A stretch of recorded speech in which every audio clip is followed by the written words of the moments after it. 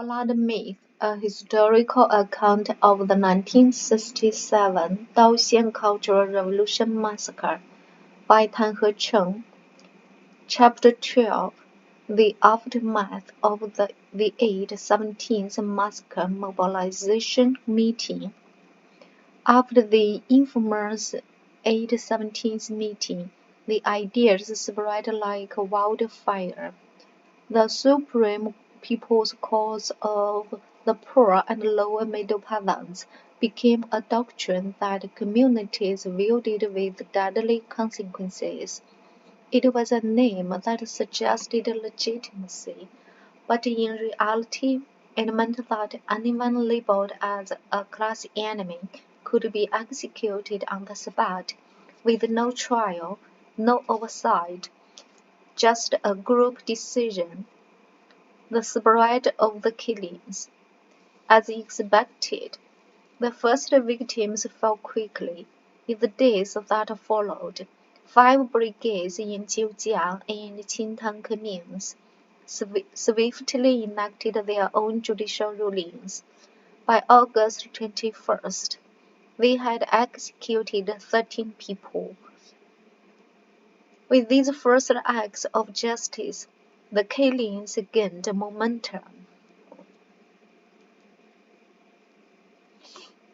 The entire Qintan commune soon descended into chaos.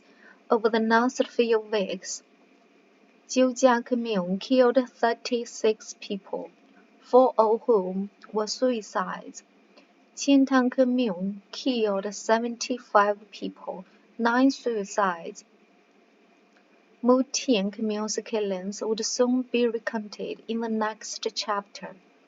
Each execution was justified by wild and verified accusations, false confessions extracted through violence, paranoia-induced fabrications, and local power struggles masquerading as revolutionary fervor. The brutality escalates. Some killings were especially brutal. One case that still horrified the villagers years later was that of a young pregnant woman, Zheng Baobao. She was already 6 months pregnant when the local militia came for her. She pleaded for her life, saying, "I was wrong. I will change. Please, at least let me give birth to my child before you kill me." Her cries fell on deaf ears. A village official, Chen Zhicai, smirked at her and replied, "You think we are going to fool your tricks? You want to buy yourself time? Not a chance." Without a hesitation, they sliced open her belly with a horse-cutting saber, pulling her unborn child from her womb.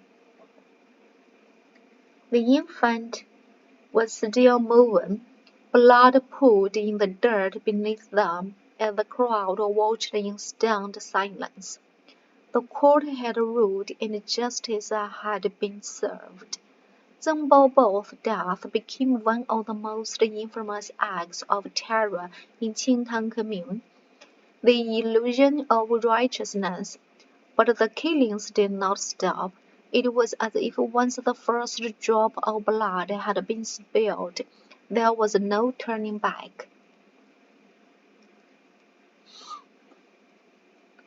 Some deaths were grudging killings, old personal feuds now justified under the banner of revolution. Others were opportunist executions, eliminating rivals, seizing property, or even abducting women under the pretext of revolutionary justice. One particularly absurd incident occurred in Jiujia commune. After the August 17th mass mobilization meeting, Zhou Renbiu ordered Jiang Baizhu, a public security officer from Jiujia commune, to lead a group of 30 to 40 men to Tang Yu's home. At that time, Tang Yu was already bedridden, suffering from a broken leg, which had smashed during a struggle session on August 14th. That day, the crowd gathered to denounce him. Jiang had instructed the militia to teach him a lesson, but because many of the villagers knew him personally, they hesitated. No one wanted to identify as the attacker, fearing potential consequences if Tang Yu ever regained power. To solve this, someone proposed a brutal solution. They turned off the lights, so that in the darkness an unseen attacker delivered a crippling blow with a hole shattering his leg. Tang Yu collapsed, screaming in agony, before being carried back home on a wooden door plank by his son and nephew. Now, just 3 days later, the mob stormed into his house once again. Jiang Baizhu grabbed Tang Yu by the collar, yanked him from his bed, and dragged him outside to the village threshing ground. There the crowd swarmed him, wielding wooden clubs and farm tools.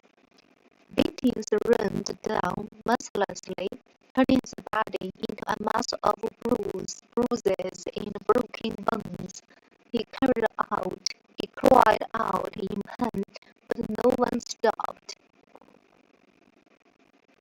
Then, as his body went limp, someone grabbed him by the ankles and hauled him toward a nearby pond.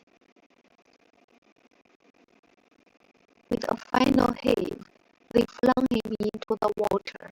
His body sank beneath the surface, vanishing into the murky depths.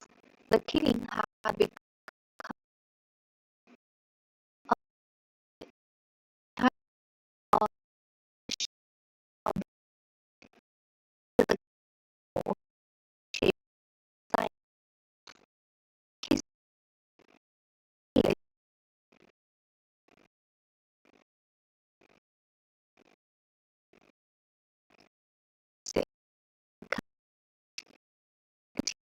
carried with